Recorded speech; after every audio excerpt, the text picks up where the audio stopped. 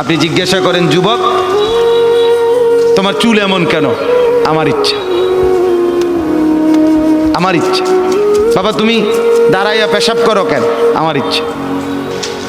হ্যাঁ বাবা তুমি সারাদিন সারা রাত মোবাইল টিপো কেন? আমার ইচ্ছা। তুমি মেয়ের পিছনে ঘোরো কেন? আমার ইচ্ছা। সারা রাত উলঙ্গ ছবি দেখো কেন? আমার ইচ্ছা। তোমারে কখনো এক ওয়াক্ত মসজিদে নামাজ পড়তে দেখি না কেন? আমার ইচ্ছা, আমার ইচ্ছা। বাবা আপনি প্রত্যেক দিন ব্যবসায় ওজনে কম দেন, মিথ্যা বলতেছেন কেন? আমার ইচ্ছা, আমার ইচ্ছা, এটা আমার মন চাইছে।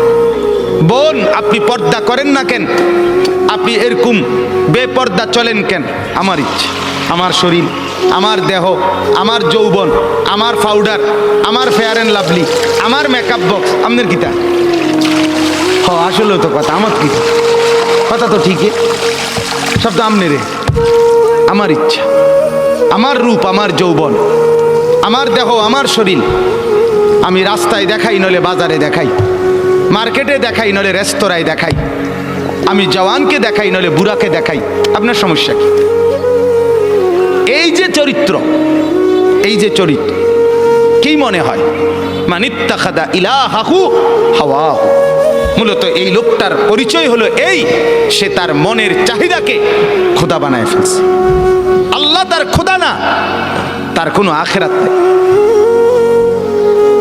তার ইচ্ছা, তার মনের কামনা বাসনা, এটাই তার খোদা। আমার বাপ রাগ করেন না আমার উপরে, অনুরোধ করছি আমারে মাফ করে দিবেন। আমি শুধু বুঝানোর জন্য বলতেছি, আজকে যার বয়স 60 বছর, 50 বছর, 40 বছর, বিগত 30 বছর ধরে, 20 বছর ধরে আপনি বিড়ি খান, সিগারেট খান, এটাই আপনার শনিবার, এটাই রবিবার, এটাই সোমবার, এভাবেই জানুয়ারি, এভাবেই ফেব্রুয়ারি, এভাবেই গত বছর, এভাবেই এ বছর, এটাই আপনার জিন্দিগি। আপনি বলেন তো আপনার জিন্দিগিটা কেমন? আপনার আল্লাহ কোথায়? আপনার আখেরাত কোথায়? আপনার পরকালের ভাবনা কোথায়? আপনার কোরআনের অনুসরণ কোথায়? কখন থেকে শুরু হবে বলেন আমার? আপনারা আমারে বলেন, আপনাদের যাদের ঘরে আজকে 20 বছর ধরে, 30 বছর ধরে রঙিন টেলিভিশন চলতেছে, নর্তকী নাচে, নাটক চলে, সিনেমা চলে, হিন্দি সিনেমার সিরিয়াল চলে, হিন্দি নাটক চলে, আপনার ঘরের স্ত্রী, ছেলে